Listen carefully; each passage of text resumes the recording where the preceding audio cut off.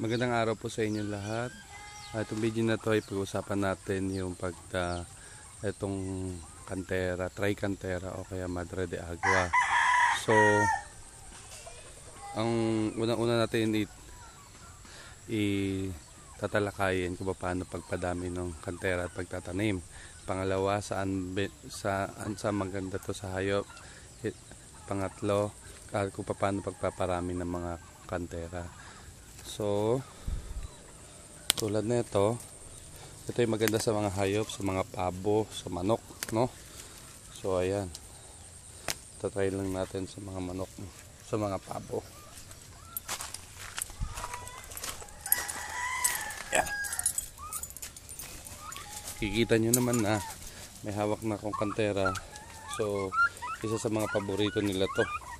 Ito rin yung sa mga bagong kakatuklas nito sa kantera, maririnig nyo rin ito sa mga seminar. So, isa ito sa mga ingredients sa paggawa ng natural na feeds sa mga manok at sa baboy. So, ayan. So, ngayon sa baboy, maganda rin to. So, may dalawang pamamaraan. Pwede nyo, pati itong malambot na tangkay, pwede nyo ipakain sa kanila.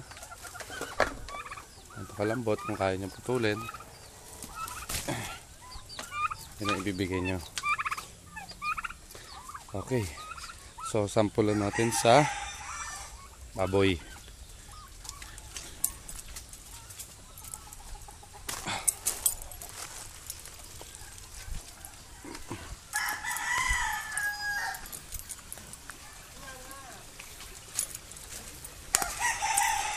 Nakalat yung kantera ko dito.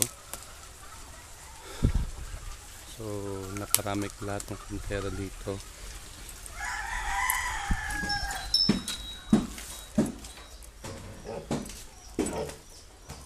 Paborito ng alaga ko.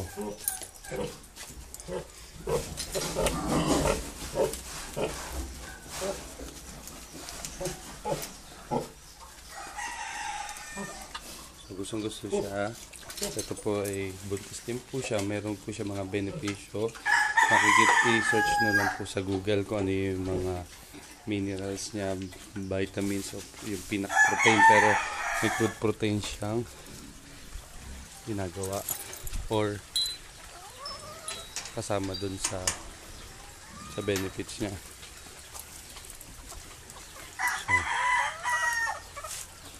Ang pagtatanim po ng pagpaparami ng kantera ay sa akin pamamaraan po, hindi ko lang po alam kung tama o mali sa iba, pero effective po sa akin. Dito ko po siya nilalagay. Puputo lang ako ng mga sanga niya at nilalagay ko sa timba may tubig. At ito yung pinaka seedlings niya na. Yan, mga cuttings. Ito yung mga ipapadala ko sa mga nag-request natin, mga kaibigan na gusto magparami ng kantera. Ayan, may mga ano na siya. May mga pwede na siyang ibaon sa lupa. So, ang pamamaraan lang ng paggawa nito, kuhukay lang kayo ng konti sa gamit ng kamay nyo o gamit na mga ilang inches lang, tsaka nyo ibabaw ng ganon. Okay, so saan yung area ninyo itatanim to? Sa area itatanim ninyo, kung makikita nyo, nasa ilalim ng puno yung mga kantera, medyo malalaki nandoon.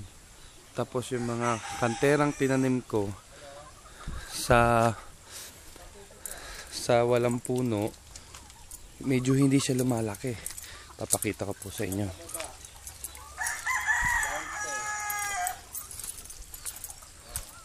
Ayan po. Medyo hindi siya lumalaki sa walang shaded area. Sa 50% na sunrise, saka 50% na shadow. Ayan, ang kasabayan po nila nung tinanim ko po sila, ito po, nasa shaded area siya. Ayan. Ayan yung kasabayan niya. Kung papansin nyo, ayan, medyo malaki. So, ayun po yung pamamaraan ng pagpaparami ng kantera. So, ulitin ko po, kukuha lang ako. Papakain ko sa mga alaga kong hayop. Sample ho natin ito. Kukunin ko ito. Ayan. Kinuha ko yan.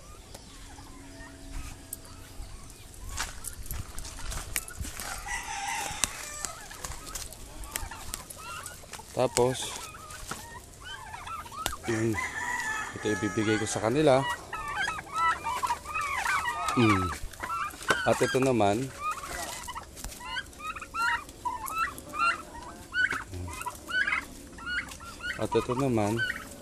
ito natitira.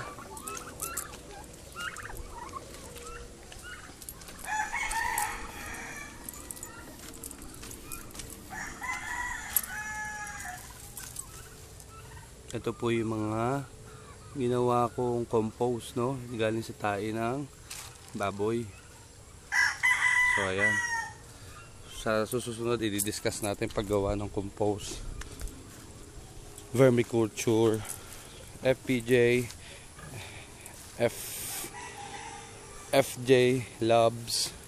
Yan, abangan niyo po. And then pagkatapos, lalagay ko na siya dyan. So after mga 2 weeks, may makikita na tayo mga katulad nito, katulad nyan dito. So ganun lang ang pagpaparami po ng tricantera. Medyo nahihirapan ho kasi ako una nung hindi pa masyado siya sikat mga ng kantera, nahihirapan na ho sa kanya. So nagpalago lang ako na isa. Sa mga wala pong mga space sa bahay po ninyo or do sa farm ninyo, or sabihin natin sa malit lang po yung backyard ninyo, pwede ninyo pong ilagay sa plastic tulad nito.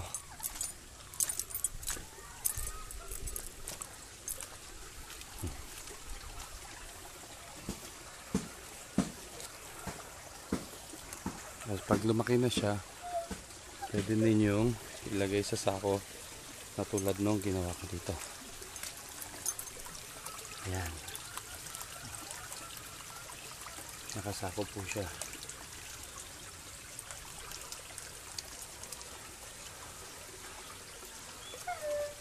Ayan. Kalat po yung kantera ko dito.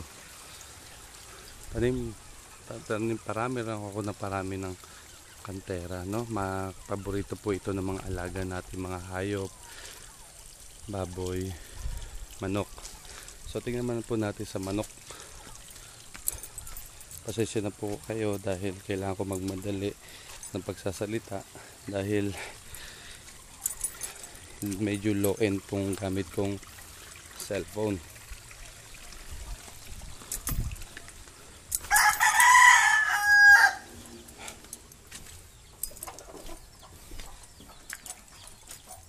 Sa may pig pen ko, out, nagsimula na rin ang magtanim ng tricantera. Sa napupansin pig pen ko, so sa mga side nya dito ko na po siya tinanim.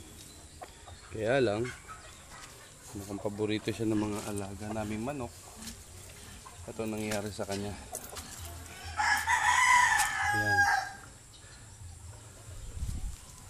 Inakain din siya ng mga manok. Kasi yung manok nandun sa gilid lang eh. So ayan. Ito, ito na susunod na nababawas. Ayan. So ito yung sa gilid ng pig pen ko.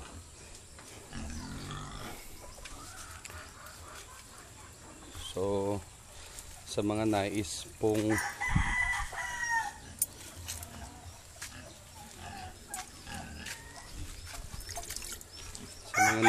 magtayo ng negosyong babuyan, sa susunod po i-discuss po natin yung beddings. yung mga beddings ng baboy. Ayan kung paano. So, mga gusto pong magtayo ng babuyan, i-plan nyo na rin po ang pagtatanim ng mga kantera at iba pa mga pagkain ng baboy. Bago nyo po simulan, within 6 months, dadami na po yun. No? So, para maging tulong po pang merienda ng mga alaga nating hayop. So, maraming po salamat. Sana po magustuhan nyo po ito. Mag-komento lang po kayo kung meron po kayo mga suggestions, mga request pa po kung ano pa po yung pwede natin i-video or mga comments po sa Facebook, sa grupo po natin. Maraming po salamat po sa mga nag-request po ng kantera. Ay asahan niyo po ipapadala ko po ito. Thank you for watching. God bless.